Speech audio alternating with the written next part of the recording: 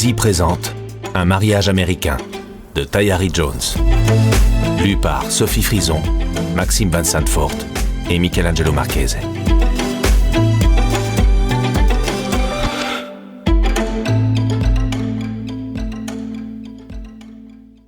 À Alma Faye, la sœur de ma mère, et à Maxine et Marcia, mes propres sœurs. Ce qui vous arrive ne vous appartient pas, ne vous concerne qu'à moitié. Ce n'est pas à vous. Pas uniquement à vous. Claudine Rankine. 1. La musique du pont.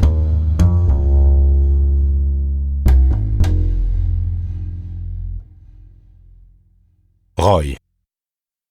Il y a deux sortes de gens, ceux qui partent et ceux qui restent. Je suis un fier représentant de la première catégorie. Ma femme, Célestiale, prétendait que, dans le fond, j'étais un gars de la campagne, mais je ne suis pas de cet avis. D'abord, je ne suis pas à proprement parler de la campagne. Eloé, en Louisiane, est une petite ville. Quand on entend campagne, on pense travail de la terre, balle de foin, traite des vaches. Je n'ai jamais ramassé de coton de ma vie, même si mon père ne pourrait pas en dire autant. Je ne me suis jamais approché d'un cheval, d'une chèvre ou d'un cochon, et ça ne me tente pas, merci. Ça faisait rire Célestiale qui précisait qu'elle n'insinuait pas que j'étais un paysan, simplement que j'avais grandi dans une région rurale. Si on suivait son raisonnement, on aurait pu dire qu'elle était elle aussi une fille de la campagne, vu qu'elle était née à Atlanta. Mais à l'écouter, elle était une femme du Sud, à ne pas confondre avec une belle du Sud. Curieusement, pêche de Géorgie lui convenait. Et ça me convenait aussi, donc tout le monde était content. Célestiale se voit comme une personne cosmopolite et elle n'a pas tort. Pourtant, elle s'endort tous les soirs dans la maison où elle a grandi. Alors que moi, j'ai mis les voiles dès que j'ai pu, exactement 72 heures après la cérémonie de remise des diplômes du lycée. Je serais parti avant, mais l'autocar ne s'arrêtait pas tous les jours à Eloé. Le temps que le facteur livre à ma mère le tube de carton contenant mon diplôme, j'étais déjà installé dans ma chambre universitaire à Atlanta. Je participais à un stage de pré-rentrée destiné aux boursiers qui étaient les premiers de leur famille à intégrer Morehouse College. Morehouse est une institution, l'une des plus anciennes facs afro-américaines du pays, exclusivement masculine.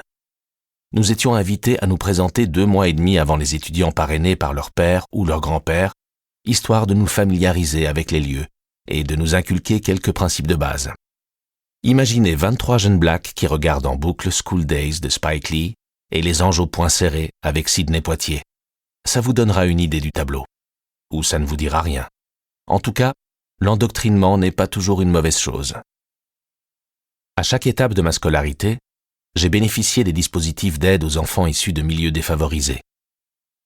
Head Start à 5 ans, puis Upward Bound au lycée. Si un jour j'ai des gosses, ils pourront pédaler joyeusement à travers la vie sans roue stabilisatrice. En attendant, rendons à César ce qui est à César.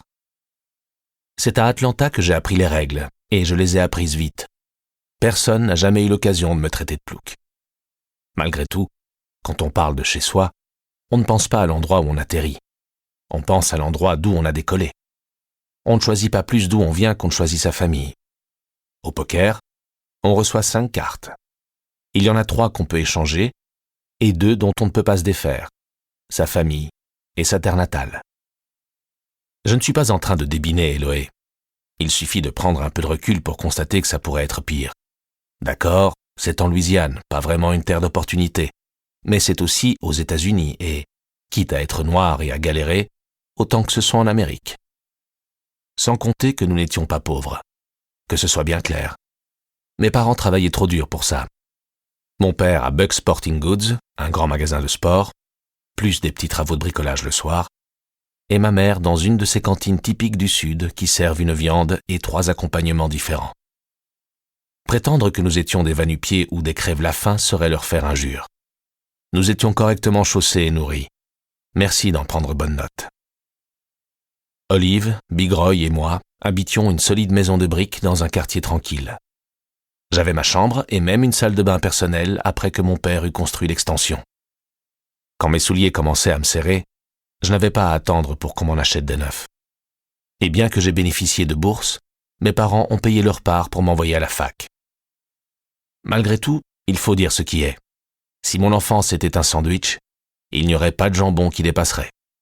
Nous avions le nécessaire et rien de plus. Ni rien de moins, aurait précisé ma mère, avant de me faire un de ces câlins à la pastille au citron. À mon arrivée à Atlanta, j'avais toute ma vie devant moi. Des rames et des rames de papier blanc. Ce n'est pas pour rien qu'on dit qu'un étudiant de Morehouse a toujours un stylo sur lui. 10 ans plus tard, tout semblait me sourire. Nous espérons que vous avez apprécié cet aperçu. Pour continuer à écouter ce livre audio sur Google Play Livres, utilisez le lien dans la description de la vidéo.